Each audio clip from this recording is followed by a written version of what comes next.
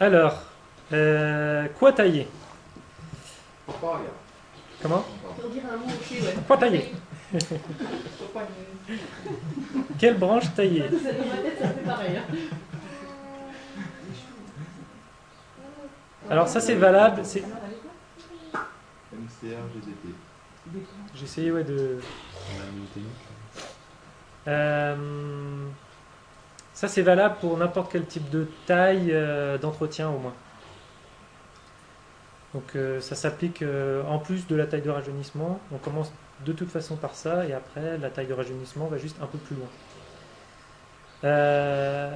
Donc d'abord on commence quand on arrive sur un arbre à entretenir, s'il en a besoin, par tirer toutes les branches mortes ou abîmées.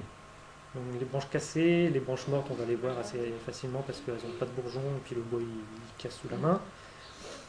Donc on commence par nettoyer l'arbre de ça.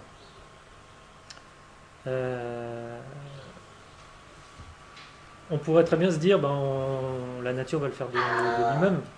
Donc oui, de toute façon. Par contre, ça permet d'essayer de nettoyer l'arbre de potentielles maladies, chancres, champignons qui pourraient apparaître à cet endroit-là. C'est pour éviter d'avoir un milieu favorable au développement de pathogènes. Ensuite, toutes les branches qui croisent, autant petites que grandes. Chaque branche qui croise une autre, c'est des branches qui vont rentrer en contact, qui vont se frotter, qui vont s'abîmer, qui vont créer des chancres également. Ça, on le voit très très souvent. Ça. Là, je t'en montrerai directement. C'est des espèces de bourrelets de bois abîmés qui souvent se transforment en terreau en dessous, sans écorce. Les champignons rentrent rapidement là-dedans. Donc les branches qui croisent, donc c'est valable les petites, les grandes, toutes celles qui croisent en fait, soit vont venir frotter et s'abîmer entre elles, soit vont venir perturber l'écoulement de l'air ou de la lumière. Et puis voilà, ça fait quand il y a trop de branches les unes par-dessus les autres en fait, que ce soit des. Alors ça marche sur l'arbre ou deux arbres qui sont l'un à côté de l'autre. Hein. Les branches qui croisent, d'ailleurs il y a une espèce de petit dicton qui dit que deux arbres, si leurs branches s'enchevêtrent et que les branches d'un vont sur les branches de l'autre, en fait, ils perdent tous les deux leur production de fruits. Je ne sais plus comment est la phrase exactement, mais en gros, elle dit ça. Ensuite, toutes les branches qui rentrent dans le centre de l'arbre. Donc au lieu de partir vers l'extérieur, parce que l'arbre, normalement, voilà, il s'étend, toutes les branches qui reviennent vers l'intérieur, ça c'est des branches à tirer aussi.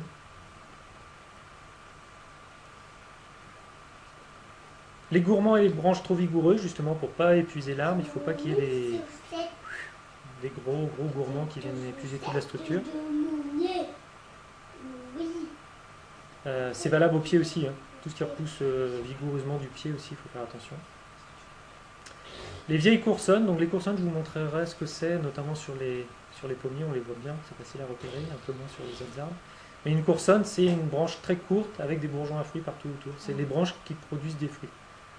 Et ces branches-là, d'année en année, elles poussent très très peu, d'ailleurs elles sont souvent un petit peu ridées. Donc ces coursonnes, c'est des petites bourses qui poussent un petit peu à bois et puis surtout beaucoup de fruits chaque année. Tac, tac, tac.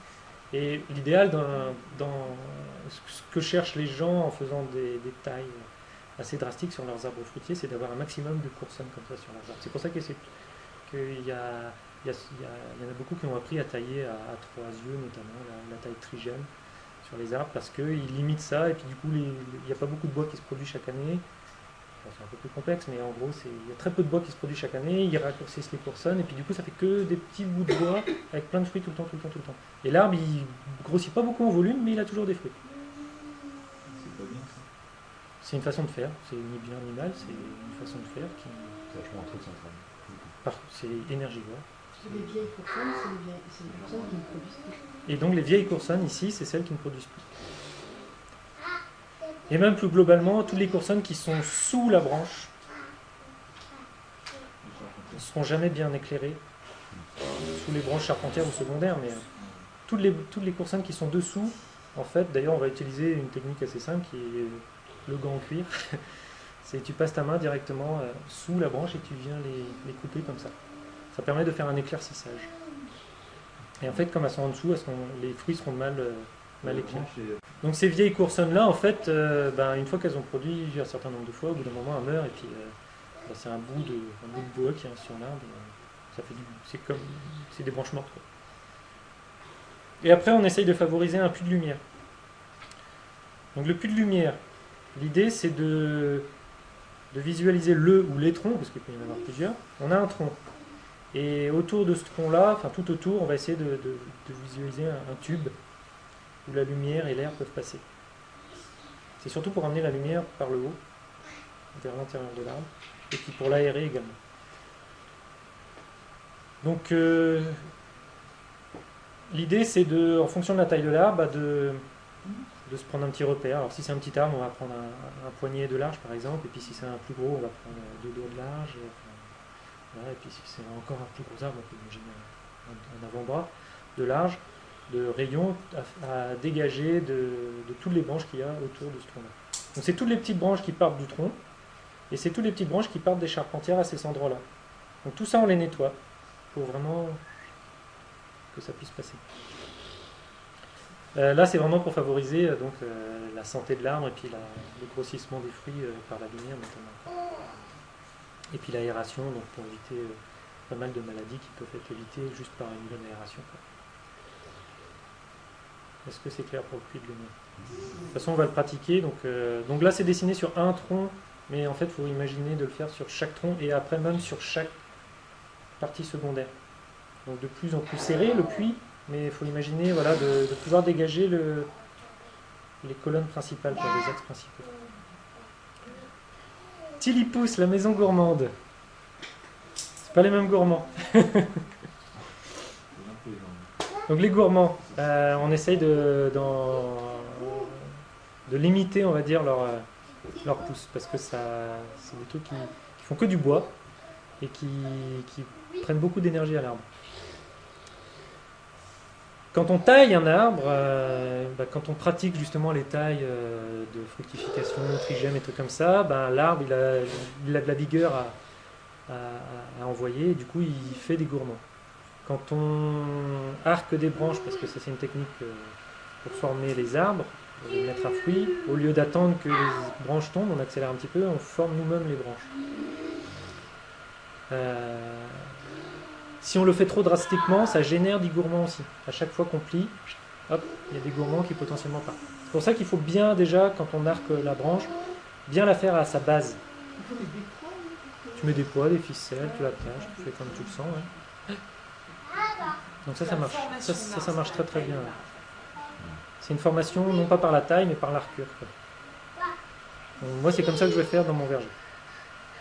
Je ne l'ai pas encore beaucoup pratiqué, à part sur mes jeunes arbres que je vais commencer à faire, mais enfin les vieux arbres justement qui sont en train de repousser, que j'essaie de reformer. Voilà, je vais favoriser parce que je veux des arbres fruitiers et pas des. Enfin, je veux des fruitiers et pas des arbres. L'arcure des branches pour mettre à fruits fait partie des techniques un peu plus récentes qui ont été étudiées, mises au point, observées, notamment par les travaux d'Evelyne Le Terme. Si vous voulez une référence en arboriculture fruitière, en haies fruitières et tout ce qui concerne un peu les fruits, la biodiversité dans les vergers et tout ça, Evelyne Le Terme et Jean-Marie Lespinasse sont deux pointures. Evelyne Le Terme. Moi c'est mes références, quoi. Donc notamment celui-là, c'est de la taille à la conduite des arbres fruitiers. En fait, les gourmands, dans la mesure du possible, on les supprime. Ouais. Souvent un rajeunissement de l'arbre, on cherche des rameaux jeunes. En fait, on va chercher à renouveler des jeunes structures. Les gourmands, c'est vraiment ceux qui sont droits, qui sont centraux et très énergivores. Ils sont énergivores, mais c'est aussi secs, ils attendent des l'arbre. Ouais, mais il n'en faut pas trop. Vaut mieux des branches légèrement de biais qui sont moins gourmandes, justement. Le gourmand, c'est vraiment la branche qui prend tout, quoi. Ouais, bah ouais, pratiquement tout en croissance, quoi, mais pour moi, justement, les branches verticales, c'est celles aussi qui apportent l'énergie, qui reconstruit justement. Mais en fait, c'est après comment tu le sens, quoi. Les gourmands, quand ça y va, il peut y en avoir plein partout, quoi. Donc là, à un moment donné, bon, ok, Ouais, c'est pour ça que je dis, il faut les choisir quand même. il faut les choisir. Il faut les choisir, il faut quand même les limiter en fonction de ce que tu veux, De la forme que tu veux. ouais, de la forme que tu veux. Et, classiquement, tu as du gourmand quand tu coupes le haut de l'arbre. Ouais. Et quand tu arrives dans avec des gens qui taillent systématiquement les arbres, tout le temps ils coupent le haut, même quand tu arrives. Il y a beaucoup de pépiniéristes qui te vendent un arbre et puis ils te le donnent et clac. Parce que c'est une technique qui existe depuis 30 ans et que tout le monde fait comme ça. Parce que tu coupes le haut, paf, ça fait les branches et puis on structure l'arbre à partir de ça. Et là, bon, sur des jeunes arbres, ça va pas faire du gros gourmand, mais sur des plus vieux, déjà, tu coupes le haut, bah, tu as coupé le chef d'orchestre, quoi. Donc, qu'est-ce qui se passe? C'est moi, non, c'est moi, non, c'est moi, non, c'est moi. Et là, il y a la bagarre. Et puis la dominance actuelle. Voilà. Est-ce que les gourmands, ils peuvent faire des fruits aussi? Bon, au bout de plusieurs années, quoi. Enfin, au début, Bah, c'est- le gourmand de base, les gourmands. il fait que du bois. Au Donc, ce qui est début, rigolo, c'est que si un gourmand il est bien placé pour faire une branche, ce que tu vas faire, c'est que tu vas l'arquer. Ouais. Et là, oui, il va y avoir une induction florale et il va y avoir des fruits qui vont se générer l'année d'après. Donc, juste principe, si vous arquez donc des gourmands ou des branches sur un arbre qui a été rajeuni et qui repousse, attendez que ces branches-là fassent 80 cm, 1 mètre. Il ne faut pas les arquer trop tôt. Donc ça peut être dans l'année, hein. Arrivé fin d'été, tu les arques. D'ailleurs, tu le fais en fin d'été parce qu'ils sont souples. Mais du coup, tu attends la fin d'année. Donc si tu as un arbre où ça repousse, tu as plein de gourmands, de toute façon, tu attends. Tu vas peut-être en supprimer certains pour réduire la vigueur. Et puis après, bah, ceux qui sont bien placés, tu vas les... Quand tu en as 4-5 qui veulent remplacer le chef d'équipe, bah, tu gardes un pour faire plus haut et puis les autres, tu les arques. Ça. Bah, il faut trouver le juste milieu. Là, c'est au jugé. Il n'y a pas de règles. Voilà, ça ne rentre pas dans les cases, quoi. Il y en a ceux qui sont potentiellement trop énergivores. Si par exemple, tu as une branche qui est encore en bon état, que tu as un gourmand qui se génère à l'arcure de cette branche-là, le gourmand, il prend tout. Donc le reste de la branche, il peut mourir, il peut ne plus donner de fruits. Enfin, Bon, chaque pays, dans les années. tout dépend de comment tu veux structurer ton arbre. Tu peux t'en servir, et j'encourage même à s'en servir. Hein. Faut pas, de toute façon, il ne faut pas se dire on les coupe. Non, il faut réfléchir à chaque fois, est-ce que celui-là peut me servir ou pas. Complètement. Bah, de toute façon, ils sont, entre guillemets, ils poussent pas là non plus pour rien.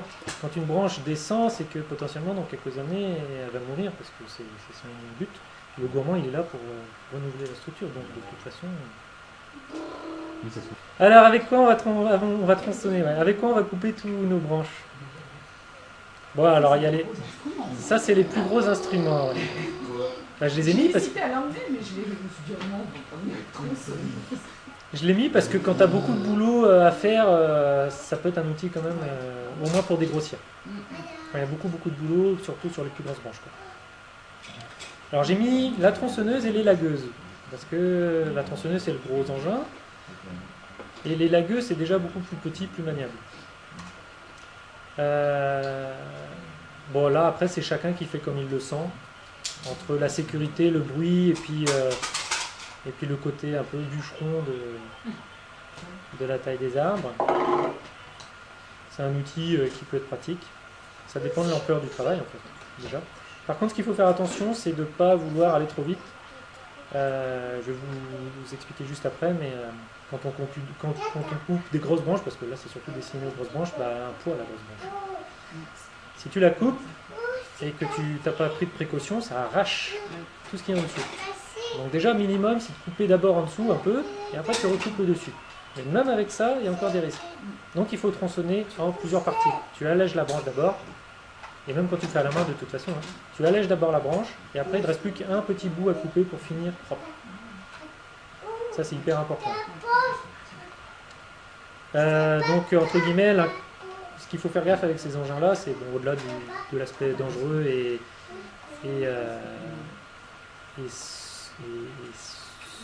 comment dire, qui fait du bruit, quoi. Bruyant, voilà. Au-delà de ça, voilà, on a tendance à peut-être à vouloir aller couper très très vite les trucs, et puis c'est là qu'on fait des bêtises, quoi, parce que c'est tellement efficace que... T'as un dessin de ça? Comment? T'as un dessin de ça? De... La technique de coupe? Ah, ça, je vais vous la montrer plutôt en vrai. En fait. C'est plus facile à expliquer. Donc moi, je préfère, pour les grosses coupes, beaucoup plus ces outils-là.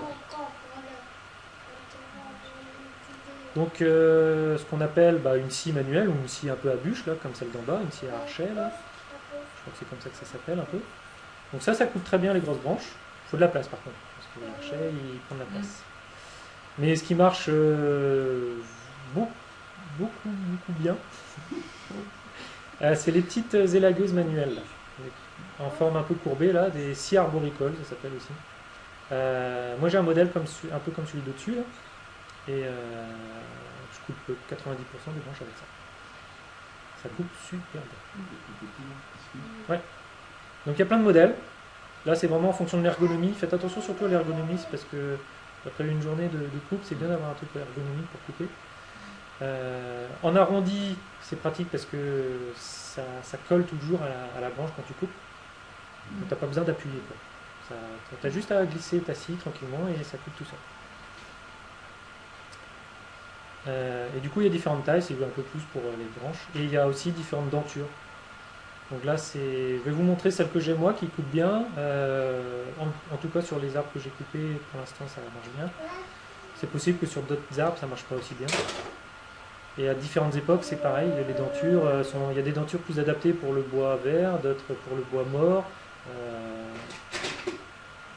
La scie à bûche, comme elle est là en bas, avec la denture que j'ai mis sur la photo, c'est pour du bois vert. La denture pour du bois sec n'est pas du tout la même. Donc si j'avais un outil à vous conseiller pour tailler des arbres, c'est l'équivalent de celui de tout en haut ou l'intermédiaire en dessous. Là c'est vraiment efficace. Pour compléter des outils qu'on connaît un peu plus, tout ce qui est sécateur et coupe-branche notamment. Les précautions à prendre avec ces outils-là. L'autre en dessous c'est un échenilloir. Alors il n'a pas son manche, mais en fait je vous en montrerai un parce que j'ai celui-là au terrain. Tu as un manche qui te permet d'aller tout en haut, tu n'as pas besoin de grimper de l'arbre. Ouais. Ouais, ça évite de casser des branches en grimpant dedans. Comment? Ouais.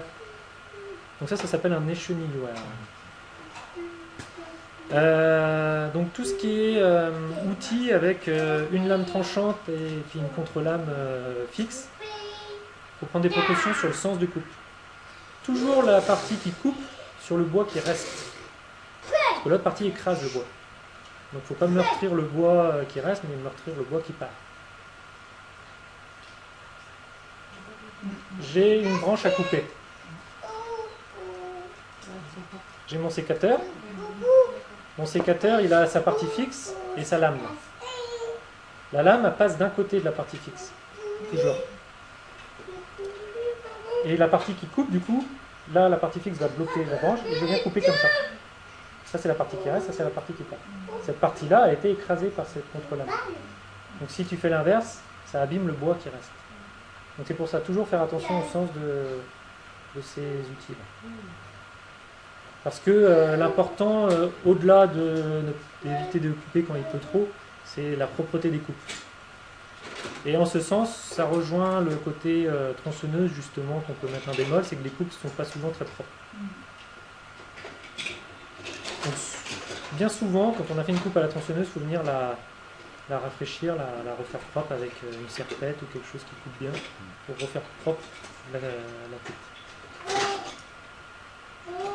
Ça arrive également avec les coupes-branches et les échenilloirs de devoir refaire une propre coupe. Et d'ailleurs, je regardais une vidéo d'un gars qui expliquait très bien les tailles cette semaine. Il disait vaut mieux faire une bonne coupe au mauvais endroit qu'une mauvaise coupe au bon endroit. Et donc après, ça se voit sur la cicatrisation de l'arbre.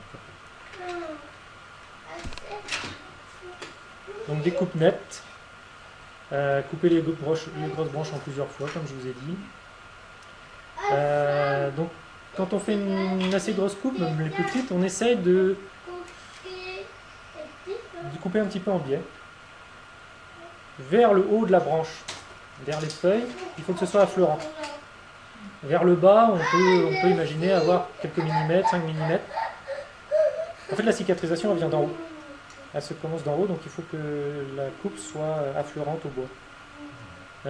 Et après, dans la mesure du possible, si on a des coupes qui se retrouvent à l'horizontale quasiment, on essaye de trouver un moyen de les rendre moins horizontales parce que l'eau va pouvoir stagner dessus. Donc on essaye de faire en sorte que, si on peut choisir un sens de coupe, on fait toujours pour que l'eau puisse partir. Les lames donc avec tranchant côté bois qui restent. Donc ça est valable pour les coupes branches échenillères et sécateurs. Une précaution qu'il est toujours bien de faire entre deux arbres au minimum, c'est de désinfecter les outils. Parce que c'est rapide de transporter des maladies en fait entre deux arbres. Comment ? L'alcool alcoolique marche. L'alcool à brûler. Moi j'utilise de l'alcool à 90 ou à 95. Tout ce qui est désinfectant en fait. Là, quand on peut, l'idéal c'est genre si tu travailles avec des sécateurs, tu as un sécateur qui trempe dans l'alcool pendant que tu utilises l'autre et puis après tu échanges. Ça c'est pratique. Sinon moi ce que j'ai c'est un petit pulvérisateur. Le temps d'aller dans le toilette. C'est comme ça que je fais. En protection individuelle, vaut mieux porter des gants parce que c'est vite fait quelquefois de se faire mal avec un engin ou un outil. Casque auditif si on utilise la tronçonneuse. Idéalement, tenue anti-coupure pour la tronçonneuse aussi. Si on utilise beaucoup la tronçonneuse ou les lagueuses thermiques, un pantalon de tronçonnage, des bouchons. Parce qu'en fait, c'est vite fait de se faire avoir avec ces petits outils qui sont tellement efficaces que... Et puis, et une jambe en moins. Ça arrive vite, en fait. Ça arrive plus souvent qu'on ne le pense, en fait. Donc après la taille. Là, c'est l'avant-dernière diapo. Après la taille, il va se passer des choses. Donc on va déjà surveiller tout ce qui est repercement sur les coupes. Donc ça c'est tout, il va y avoir une bonne partie, ça va être des gourmands ou des assimilés gourmands qui vont repousser au niveau des coupes. En fait à chaque fois qu'on génère une coupe, autour de la zone de coupe, on crée une zone où tous les bourgeons, comment on les appelle ceux-là ? Méristèmes. D'accord. Des bourgeons qui attendent si un jour on leur donne l'opportunité de pousser. Qui sont là, justement, quand on coupe une branche, ils sont là pour pouvoir sortir. Ils se voient pas au début. Ils sont foulés. Repercement. Donc ça veut dire que donc au niveau de ces coupes-là, il va y avoir tous ces bourgeons-là qui vont sortir et qui vont faire des branches. Ce que je disais tout à l'heure, il y en a certaines qu'on va garder parce que justement on veut renouveler, restructurer un peu l'arbre, donc on va pouvoir les arquer par exemple, des cafons pas loin d'1 mètre de long. Et on coupe en été. Alors pourquoi j'ai marqué en été? On pourrait les couper n'importe quand en fait, mais les gourmands c'est parce que si on en a beaucoup à couper, c'est un excès de vigueur par rapport à ce qu'on veut. Donc si on veut réduire un peu la vigueur, on les coupe en été justement pour réduire cette vigueur-là. Si par contre on n'en a pas trop et qu'on a une bonne proportion, on les coupe tout de suite, si on n'en a qu'un ou deux. Voilà. On n'est pas obligé d'attendre qu'ils fassent 1 mètre de long pour les couper. Il vaut mieux tout de suite les pincer ou les arracher tout de suite quand ils sont tout petits. Et donc suivre l'état sanitaire des coupes. Alors, la question du mastic de cicatrisation,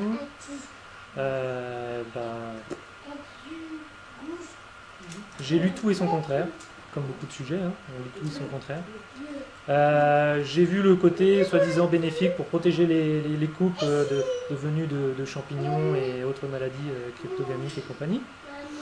Et puis j'ai vu également, bah non, le mastic, ça en fait, ça enferme la plaie et puis du coup, c'est encore plus favorable pour les pathogènes. Ça empêche la cicatrisation. Et ça empêche la cicatrisation quelque part. Donc du coup, moi je suis pour la façon, on va dire, la moins énergivore et la plus facile, c'est je mets rien.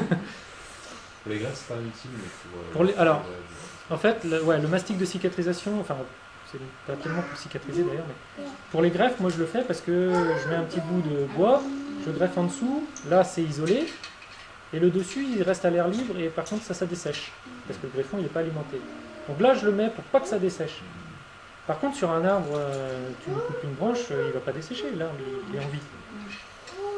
Donc voilà, mais là je saurais aucunement vous dire qu'est-ce qui est mieux ou pas, d'en mettre ou de ne pas en mettre. Il y a quoi dans le mastic?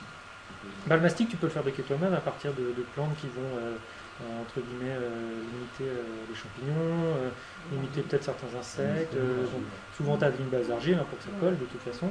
Après, tu peux avoir de la chaux, des choses comme ça. Tu as des mélanges un peu. Tu as autant de recettes que tu veux. Hein. De la cire, en fait. Souvent, c'est la cire. Pour le coup de la propolis, ça serait sans doute un des trucs les plus efficaces. Évidemment, on surveille s'il n'y a pas des champignons qui poussent sur les coupes. Sauf si on veut en faire une culture. Donc on supprime les gourmands et les rejets, encore une fois. On supprime les champignons, on les cueille. Si le champignon, s'il est sorti, c'est qu'il est déjà dedans. Hein. Le mycélium s'est développé dedans de toute façon. Quand il sort, c'est qu'il s'est bien développé dedans. Donc généralement, c'est un peu trop tard. Peut-être faire un traitement plutôt avec de l'ail ou des... Après, ça peut être des décoctions un peu antifongiques, quoi. Décoctions naturelles antifongiques. Sinon, il faut recouper sans doute. De toute façon, qui dit champignon dans l'arbre dit généralement je suis en train de manger l'arbre qui est en train de mourir. Donc, voilà. Et donc, ce que j'ai mis en dernier, justement, par rapport à ça, c'est qu'un arbre, fatalement, au bout d'un moment, il va mourir de toute façon. Même si on l'a rajeuni, on peut très bien avoir hérité d'un arbre qui a déjà 200 ans, quoi. On va rajeunir, et puis cette fois-ci, non, il ne peut plus. Donc, ce qui est toujours bien de pouvoir anticiper, c'est de planter un jeune ou semer un jeune à côté. Pour justement prendre la suite. Et puis, alors, ce qu'il faut faire un peu attention par rapport à ça, entre guillemets, c'est que si vous plantez un jeune pommier à côté d'un très vieux pommier, il ne faut pas le planter trop près. Parce que le vieux pommier, il a tout un écosystème racinaire, plein de champignons qui travaillent avec lui en symbiose, des champignons mycorhiziens pour beaucoup, et il a toute une biodiversité dans le sol que le jeune arbre ne supporte pas. Donc le jeune arbre va mourir parce que en fait, le sol est entre guillemets trop riche, il est adapté à un vieil arbre. Un champignon mycorhizien qui s'accroche bien au vieil arbre, qui a mis du temps à venir et à s'accrocher à l'arbre et à bosser avec lui, et le jeune il ne va pas le supporter. Ça arrive fréquemment quand on met un jeune arbre à côté d'un vieux, ou à la place encore pire. À la place, il faut changer la terre normalement. Si on veut vraiment que le jeune prenne bien. Il faut attendre. Donc quand on plante à côté, il faut admettre que plus ça sera prêt, plus on a de risques que le jeune arbre n'arrive pas à reprendre. Par contre, s'il reprend, il va reprendre super bien et très vite. Parce que du coup, il va bénéficier de toute la richesse du gros arbre qui va progressivement se dépasser sur le jeune. Et les arbres ont besoin, vivent en symbiose avec les champignons mycorhiziens. C'est hyper important pour eux parce qu'ils ne sont pas capables de développer des racines rapidement, que les champignons font pour eux en se greffant à eux. Ouais, tu peux en mettre plusieurs, du coup à différentes distances, et si tu en as facilement sous la main, tu peux faire ça. Toutes les précautions sont bonnes à prendre de toute façon. Mais il ne faut pas s'étonner, si tu as les jeunes arbres qui meurent à chaque fois que tu mets à côté d'un ancien, c'est souvent lié à ça.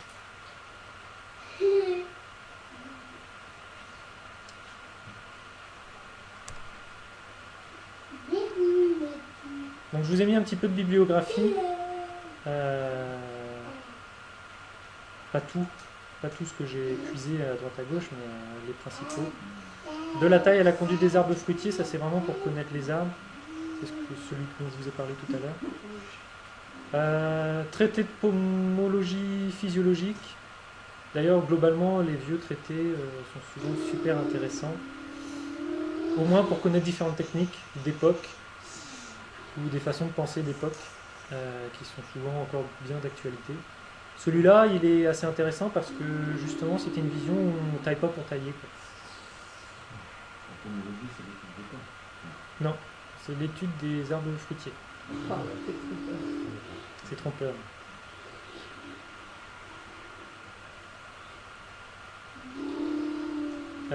Donc ça, c'est un qui est dispo en PDF, hein, il est là, ici. C'est celui-là. Après, j'ai mis ça à prendre entre guillemets avec un certain nombre de connaissances en parallèle, hein. C'est l'ABC du verger, l'ABC de la taille. Voilà, ça donne des petites bases.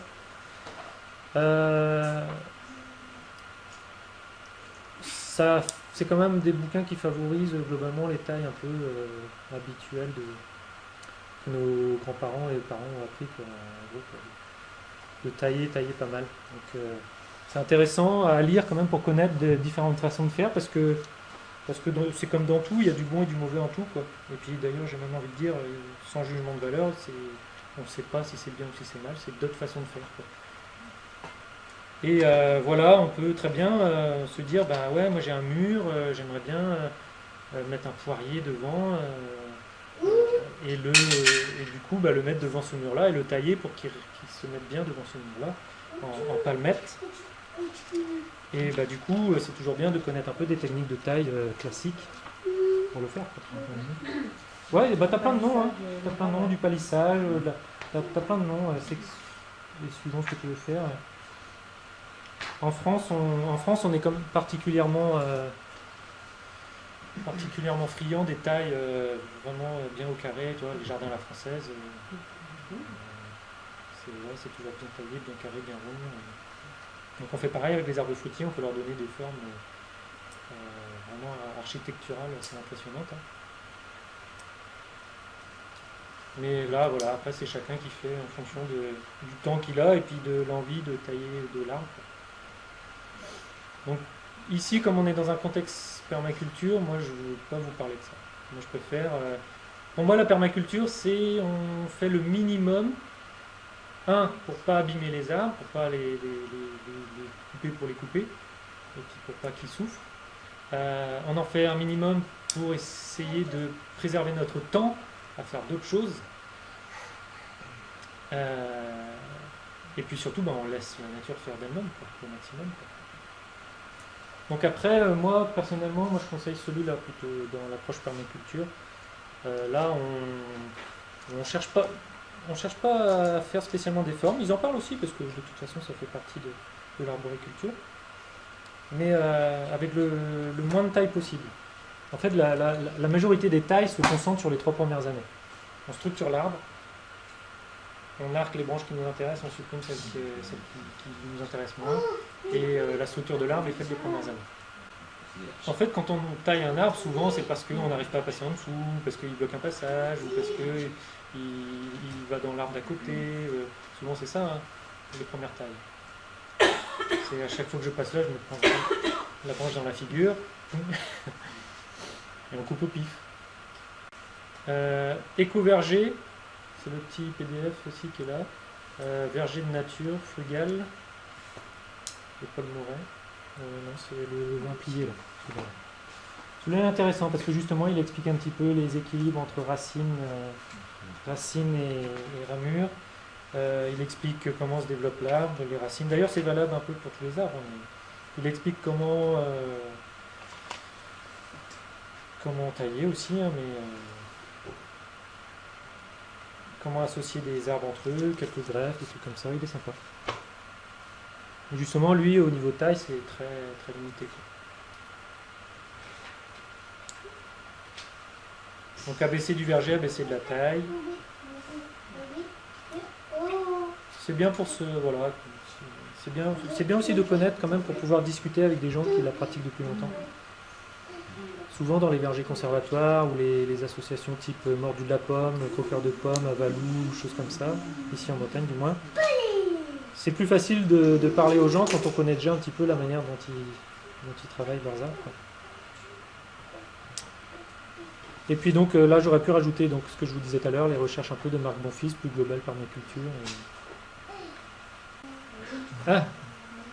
Donc faire attention quand on taille un arbre qu'il n'y ait pas de chat tout en haut, sinon il ne pourra pas redescendre. Très important, c'est vrai. D'ailleurs, ça c'est dans nos contrées, mais dans d'autres contrées ça pourrait être des singes ou d'autres animaux grimpants. Ou des poules. Ou même des poules. Après ça dépend, si les poules on leur a laissé les ailes, elles volent.